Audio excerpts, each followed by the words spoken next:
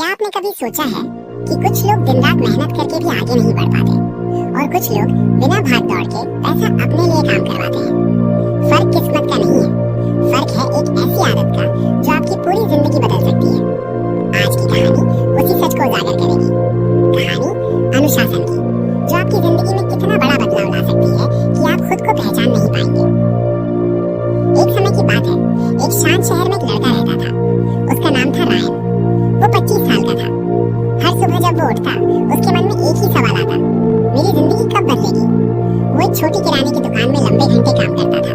इतना कमाता था कि बस बिल भर सके और थोड़ा बहुत बचा सके। वो आलसी नहीं था, वो लापरवाह भी नहीं था, वो बस फंसा हुआ था, एक ही रूटीन में, एक ही संघर्ष में और एक ही धीमी प्रगति में। कभी कभी जब वो दुकान में सामान सजाता तो खुद से कहता, कोई ना कोई बेहतर रास्ता तो होगा, मेरा पैसा इतना धीरे क्यों बढ़ रहा है। वो सीखना चाहता था कि लोग कैसे पैसा बनाते हैं बिना दिन रात मेहनत किए। वो एक नई स्किल सीखना चाहता था, कुछ मीनिंगफुल शुरू करना चाहता था ताकि उसका पैसा उसके लिए काम करे। लेकिन उसकी सबसे बड़ी समस्या थी मोटिवेशन, प्रेरणा। कभी वो बहुत मोटिवेटेड होता तो अगले ही दिन थक जाता, बार बार शुरू करता लेकिन कभी कुछ पूरा नहीं कर पाता। एक दिन बहुत सोचने के बाद उसने तय किया कि वो एक अमीर आदमी से मिलेगा, मिस्टर डोमेन से।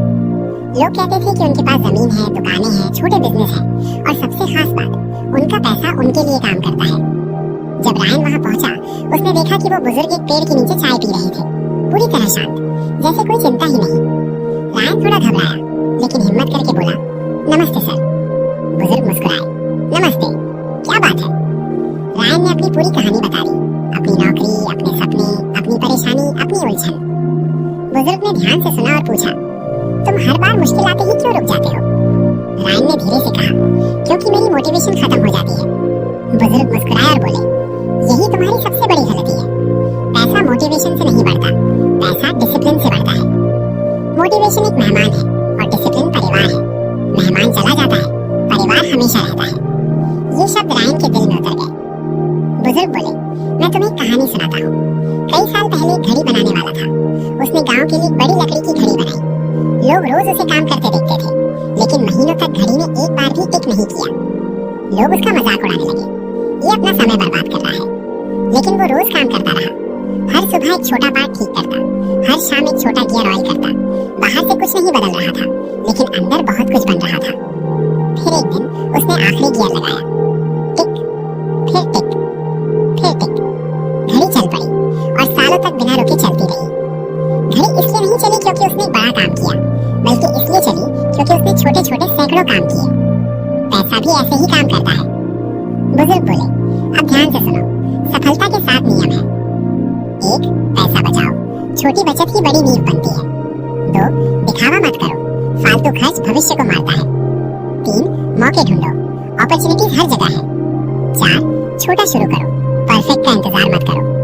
5, प्रॉफिट को रीइन्वेस्ट करो, बीज मत खाओ। 6, मल्टीपल इनकम बनाओ, एक इनकम पर डिपेंड मत रहो। 7, धैर्य रखो और सीखते रहो, शुरुआत स्लो होती है। रायन ने पूछा, अगर मैं फेल हो गया तो। बुजुर्ग बोले, तुम फेल होगे, लेकिन जो आगे बढ़ते हैं वो मास्टर बनते हैं और जो रुक जाते हैं वो बस याद बन जाते हैं।